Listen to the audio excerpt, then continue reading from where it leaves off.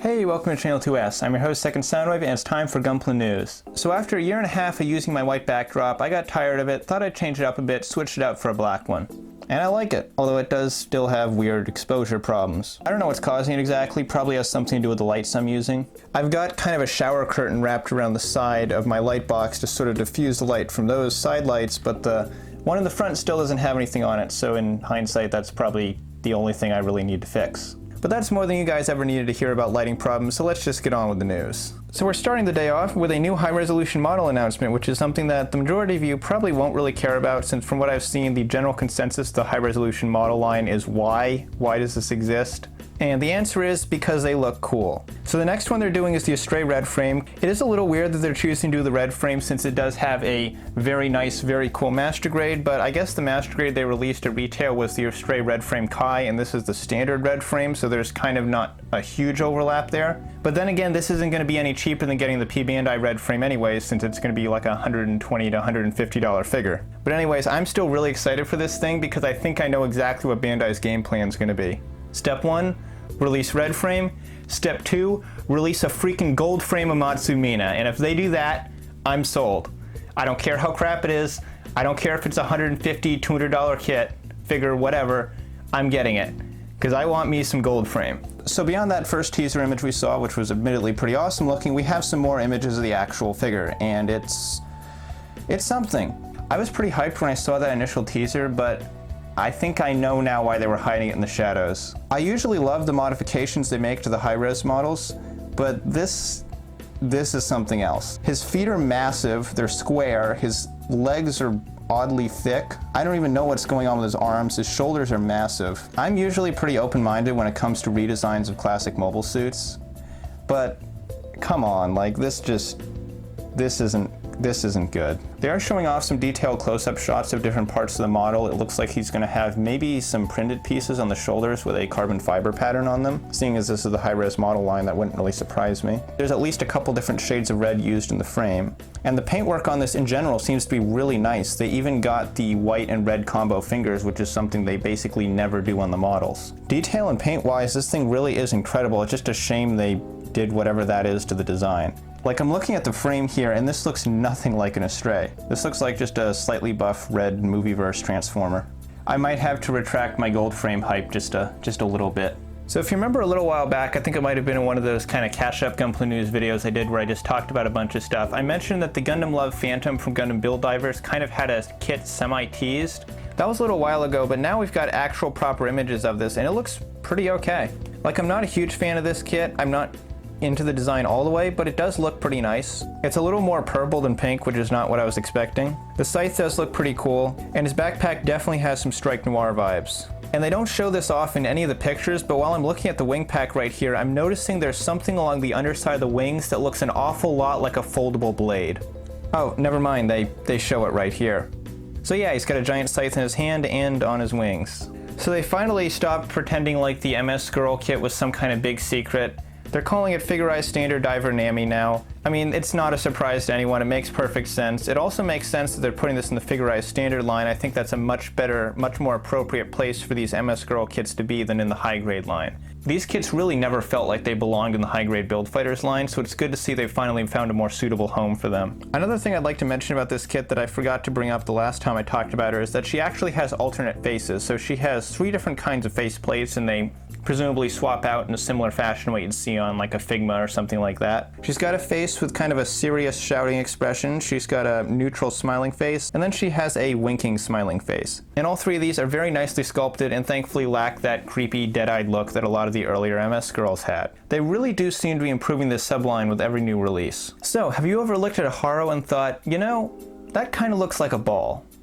Like, not like a beach ball, but like a ball, like the mobile ball. Well, apparently somebody at Bandai finally noticed that, because the next Haroball we're getting after the current batch of multicolored variants is a ball Haro. And yeah, I gotta give points for creativity here. This is a very unusual design. The ball parts do look a little bit cheap. There is some obvious hollowing going on the inside of the arms. But really, nobody buys these Haro kits for the quality. They buy them because they're cute, fun little models. You can build them in like 10 minutes. And it's just a cute design, so thumbs up all around. Remember back when they announced the GM Sniper Custom and the GM Guard Custom, there were also a couple other Origin GMs kind of kicking around in that display. This is the GM Interceptor Custom from Gundam the Origin MSD. The white parts are kind of a bone white color, which I don't really see a lot on Gunpla. It mixes nicely with the purple and makes for a very unique color scheme, which is good because the mobile suit itself is pretty plain. Aside from his unique colors and Robocop visor, he has basically nothing going for him. So if your first reaction when you saw the high-grade Gundam Phenex narrative version was, wow,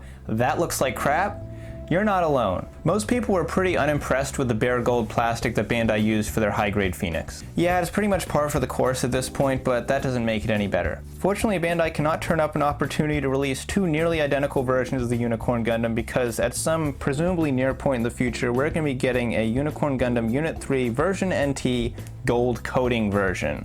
And this looks a lot better. The whole thing is gold plated, as it should be, and in these pictures it looks awesome. Now unfortunately, the high-grade Unicorn is not really meant to be plated. It doesn't have all the undergating, so there might be some really bad nub marks on this. So it may very well not end up looking as cool as it does in these images, but as we see it right here, it looks pretty awesome. And kind of surprisingly, we're also getting a Master Grade Phenex narrative version. Now this is something that is surprising me a little bit because my initial prediction was that the Master Grade Phenex narrative version was going to be a P-Bandai kit, since we already got the existing Phenex as a retail Master Grade. And while I don't have exact sales numbers, I've always noticed that the Master Grade Phenex never seems to be that great of a seller. So it really surprises me that they're making a second nearly identical version of it and it's still a retail kit. But then again, this is the Unicorn, so that's pretty much par for the course. It looks nice though. I'm assuming that the biggest improvement on this kit is going to be that the tail pieces on the wings are probably going to be individually jointed. So that's going to be nice to see.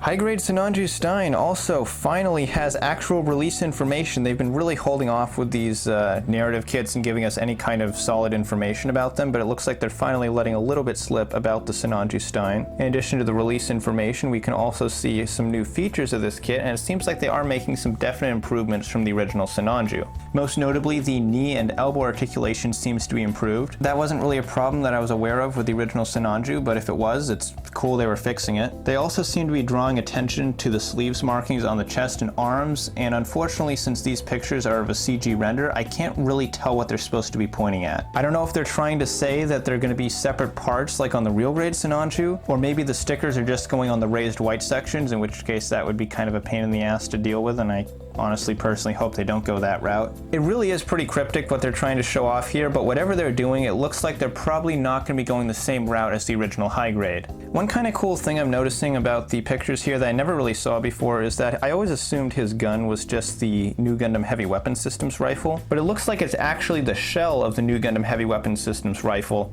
put on top of the Sinanju's beam rifle. So it's this kind of cool fusion of the two. Also, he comes with the Sinanju bazooka, which was previously only available in either the real grade Sinanju upgrade set or the Neo Zeong. And since neither of those were particularly cheap options if you just wanted to get a bazooka for your Sinanju, it's pretty awesome that they're including it here. So we have another new P-Bandai announcement, because of course we do. There's always P-Bandai announcements in every single episode of Gunpla News, because the P-Bandai webshop never sleeps. Anyways, this is one of those SD Sengokuden kits. I don't really know a lot about these. This one's based off the Victory 2 Gundam. It's called the Victory Daishogun. I'm assuming this is a semi-new kit, since I'm seeing a lot of tooling on here that I don't recognize from the normal Victory 2 Gundam inspired SD they did a little while ago. Whatever they ended up doing with it, it looks really cool. He's got this glittery red translucent plastic that they use for the wings of light, and all the gold parts are plated. And he transforms into a bird, and he transforms into a bird plane. Okay, I don't actually know what any of this is that I'm looking at, but I guess it's kind of cool. As Gundam the Origin is apt to do, Gundam the Origin has another premium Bandai release coming out soon, because of course they do.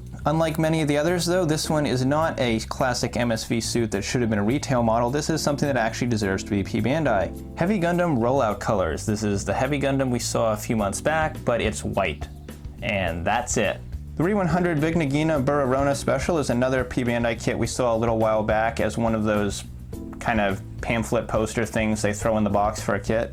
It's been a little while now, but we have actual images of it, and it looks pretty much how it did in the flyer, just obviously in clearer, higher resolution, since we have actual official images of it now. Judging by the amount of Photoshop sparkle on the gold parts in this picture, I would assume that they're some kind of metallic decals. Although the weird thing is, they're showing the decal sheet in one of these pictures, and the backing for it is green. And as far as I know, Bandai always uses the green backing for peel-off decals and the blue backing for water slides. So I'm not really sure if this is a very quickly thrown together mock-up and they accidentally used the wrong color for this picture, or if this is actually going to have peel-off decals instead of water slides. If it ends up being the latter, that's kind of disappointing since this is a P-Bandai model. Alright, so we have official images of that Reborn 100 P-Bandai base jabber that I talked about, I think in the last episode of Gunpla News. It looks about as good as you'd expect. It is a very basic kind of add-on piece, so there's not as much detail on this as you'd probably see on like a normal Re 100. The windows are pretty clearly stickers. I'm feeling pretty confident as well that the white stripes, or at least some of them on the body, are probably also stickers, although they could surprise me in that regard.